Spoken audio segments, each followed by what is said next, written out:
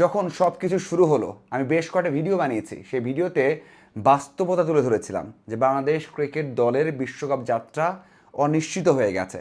এই যে venue change করা, অন্য দলগুলোকে ম্যানেজ করা, সাথে গ্রুপ চেঞ্জ করা, কতটা কঠিন এটা অথবা কতটা অসম্ভব, সব কিছুই আমি তুলে ধরেছিলাম। কিন্তু আমি একটাই উত্তর পেয়েছি, আপনারা কোনোভাবেই বিশ্বাস করতে চাননি। হয়তো ভেবেছেন যে আমি বা বলা হচ্ছে বা বারবার আমি বলছি যে ভারতে গিয়েই খেলুক। না, এমনটা নয়। কিন্তু বাস্তবতাটা এমন হয়ে গিয়েছিল যখন মুস্তাফিজকে বাদ দেওয়া হয়েছে, মানে মুস্তাফিজকে অনৈতিক অযৌক্তিকভাবে বাদ দেওয়া হয়েছে। এখানে কেউ কোনো কথা বলতে পারবে না, এটা অবশ্যই অযৌক্তিক অনৈতিকভাবে বাদ দেওয়া হয়েছে।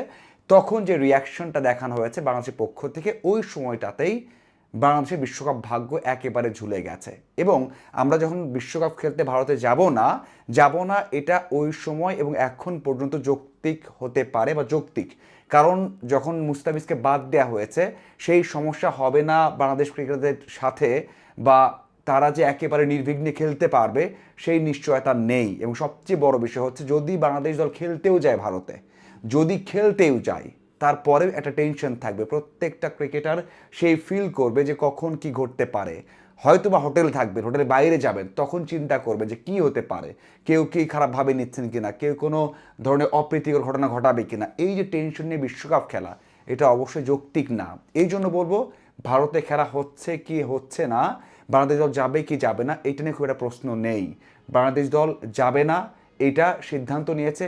হয়তোবা একদিক দিয়ে ঠিক, আর একদিক দিয়ে হয়তো বাংলাদেশ ক্রিকেটের জন্য বড়োভাবে চিন্তা করলে এটা নেতিবাচক প্রভাব পড়তে পারে।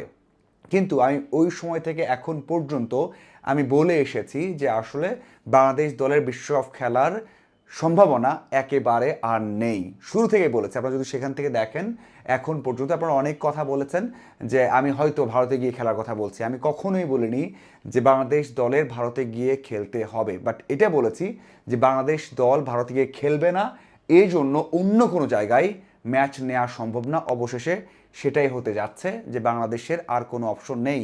21 জানুয়ারি আমি যখন ভিডিওটা করছি, তখন থেকে কয়েক ঘন্টা পর, মানে আর 48 ঘন্টার মধ্যে বাংলাদেশ ক্রিকেট বোর্ডকে জানিয়ে দিতে হবে যে বাংলাদেশ দল ভারতেই যেয়ে বিশ্বকাপ খেলবে কি না। যদি জানায়, সেটা জানাতে হবে বাধ্য। 21 তারিখের পর আর 16 দিন হাতে থাকবে, বিশ্বকাপটা শুরু করতে হবে। বাংলাদেশ না গেলে সেখানে স্কটল্যান্ডকে নেওয়া হবে।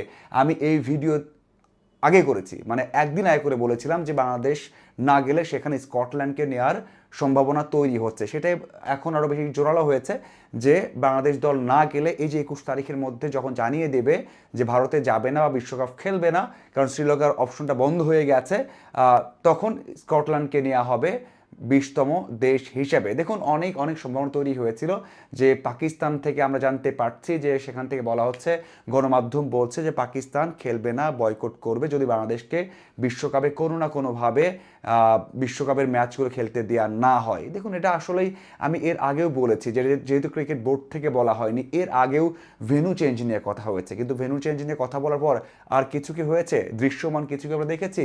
পাকিস্তান ক্রিকেট বোর্ড থেকে অফিসিয়াল কিছু কি আমরা পেয়েছি? পাইনি। শুধুমাত্র মাঝখান থেকে একটা হাইপ নেয়া, একটা একটা একটা হচ্ছে আবেগ নেয়া, একটা হচ্ছে মাঝখান থেকে একটু একটু যে বাংলাদেশের পাশে থাকা, সেটা আমরা দেখেছি মিডিয়ার কাছ থেকে। ক্রিকেট বোর্ড তো এটা বলেনি। এবারও সেটা হতে যাচ্ছে।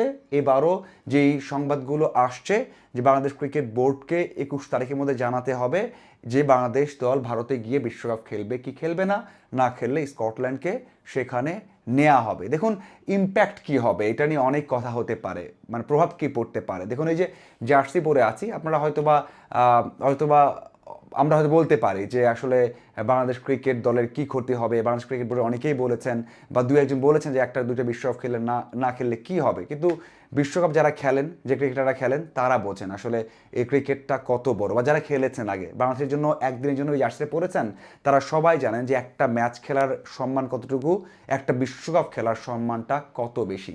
অবশ্যই ক্ষতির হিসাব বা লাভ ক্ষতির হিসাবটা পরে আসবে। তবে আপাতত বাংলাদেশ দল যে বিশ্বকাপে যেতে পারবে না, কারণ সবগুলো পথ বন্ধ হয়ে গেছে। একটা পথই খোলা আছে, ভারতে গিয়ে খেলা, এবং সেটা 21 তারিখের মধ্যেই জানাতে বলেছে আইসিসি। দেখুন, এটা অবশ্যই বড় একটা বিষয়, যেহেতু এটা ঊর্ধ্বতন কর্মকর্তারা মানে এর আগে মন্তব্য করেছেন এবং বাংলাদেশ থেকে একটা সিদ্ধান্ত হয়ে গেছে যে কোনোভাবেই ভারতে খেলতে যাবে না।